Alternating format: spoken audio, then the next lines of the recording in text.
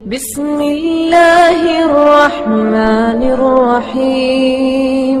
بسم اللہ الرحمن الرحیم۔ تکلیف، پریشانی اور غم کے وقت رسول اللہ صلی اللہ علیہ وسلم نے اسما بنت عمیس رضی اللہ عنہ سے فرمایا، تجھے ایسے کلمات نہ سکھا دوں جنہیں تو رنج و غم کے وقت پڑھے۔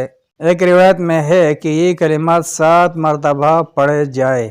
اللہ اللہ ربی لا اشرک بہ شیئا، اللہ اللہ میرا وہ رب ہے، میں اس کے ساتھ کسی کو شریک نہیں کرتا۔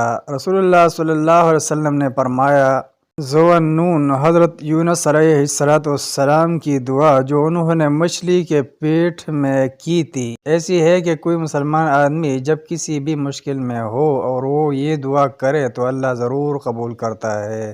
لا الہ الا انت سبحانک انی کنت من الظالمین، تیرے سوا کوئی معبود نہیں، تو پاک ہے اور میں ظالم و خطا کاروں میں سے ہوں۔